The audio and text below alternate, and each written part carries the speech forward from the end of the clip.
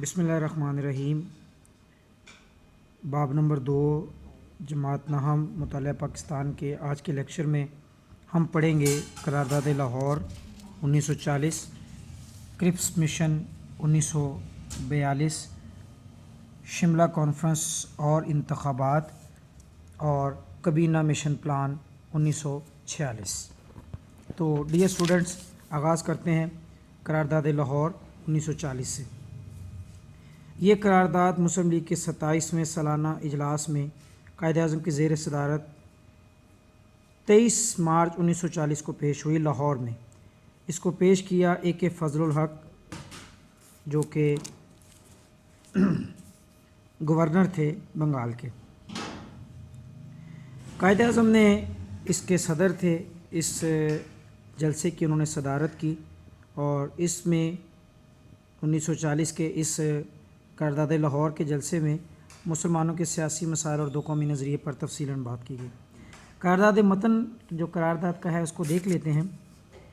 इसमें कहा गया कि ऑल इंडिया मुस्लिम लीग की मुतफ़िका राय है कि कोई आइनी मंसूबा इस मुल्क में काबिल अमल और मुसलमानों के लिए काबिल कबूल नहीं होगा जब तक मंदरजा झैल बुनियादी असूलों की रोशनी में तैयार ना किया जाए, यानी जोग्राफियाई तौर पर, यानी ऐसे हिस्से जो कुदरती तौर पर जुड़े हुए हैं उनको ऐसे हिस्सों की शक्ल में आज़ाद किया जाए कि जहां मुसलमान ज़्यादा तादाद में हैं, यानी अक्सरियत में हैं, उनको इकट्ठा करके एक रियासत तश्कील दे दी जाए और इस बात का यकीन दिलाया जाए कि मुसलमानों के हकूक़ का ख्याल रखा जाएगा। जहां मुसलमान अक़लियत में भी हैं, इनके हकूक़ व मफादात का मुनासिब तहफ़्फ़ुज़ किया जाएगा।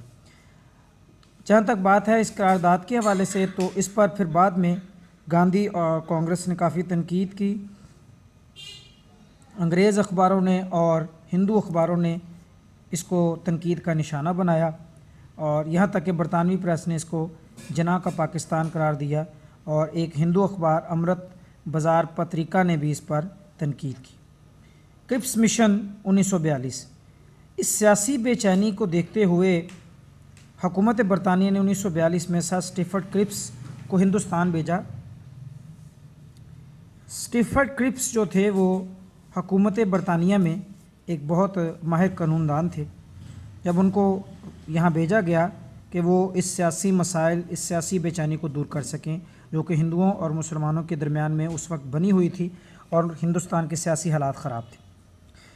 सर स्टीफर्ड क्रिप्स ने आते ही हिंदुस्तान में कुछ अपनी तजावज़ात, जो तजावीज़ हैं, उनको पेश किया, जिसको कि तजावीज़े क्रिप्स कहा जाता है। क्रिप्स मिशन की तजावीज़ ये थी कि जंग के बाद बरसकीर ताज बरतानी के मुताहद हो गए, यानी जब 1939 में दूसरी जंग अज़ीम शुरू हुई, वो चल रही थी। कहा गया कि जब ये जंग ख़त्म हो जाएगी तो उस जंग के बाद जो हिंदुस्तानियों के अंदरूनी और बैरूनी मामलात हैं उसमें अंग्रेज़ सरकार किसी तरह की दखल अंदाज़ी नहीं करेगी और हिंदुस्तानी अपने मामलात को ख़ुद तय करेंगे।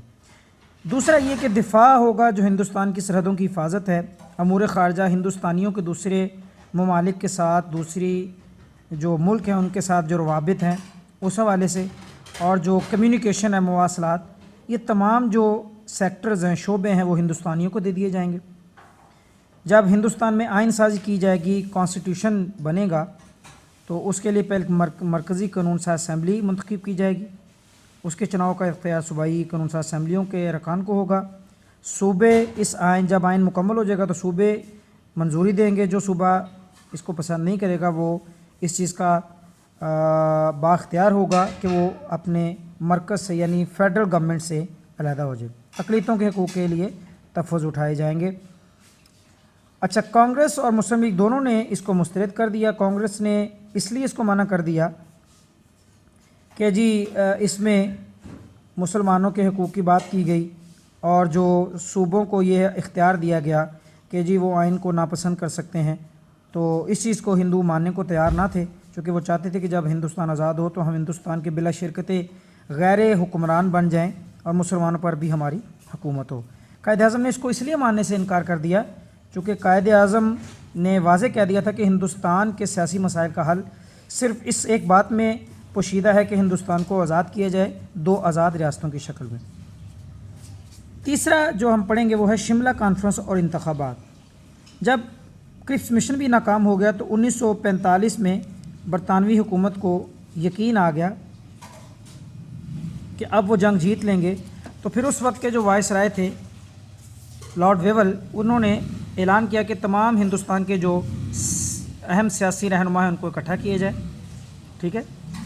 1945 میں ان تجاویز پر اور انہوں نے ان سب کو اکٹھا کر کے شملہ جو کہ ہندوستان کا موجودہ ہندوستان کا ایک صحت افزا مقام ہے، ان پر ان تمام جو مختلف سیاسی جماعتوں کے ممبران تھے ان کو اکٹھا کیا اور کہا گیا کہ ایک کونسل بنائی جائے گی جس میں کہ 6 ہندو ہوں گے اور 5 مسلمان ہوں گے، اور یہ کہا گیا کہ مسلم لیگ مسلمانوں کی واحد نمائندہ جماعت ہے، وہ اس بات کا حق رکھتے ہیں کہ 1946 کے انتخابات میں جو انتخابات آئندہ ہوں اس میں مسلم لیگ نے جو ہندوستان کے مسلمان انہوں نے اس بات کو واضح کر دیا کہ مسلم لیگ جو ہے مسلمانوں کی نمائندہ جماعت ہے۔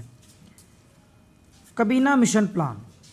جب 1945 میں انتخابات ہوئے انگریزوں میں انگلستان میں، تو لیبر پارٹی انگلستان میں دو پارٹیاں ہیں، 2 پارٹی سسٹم ہے، ایک ہے جی لیبر پارٹی اور دوسری ہے کنزرویٹو پارٹی۔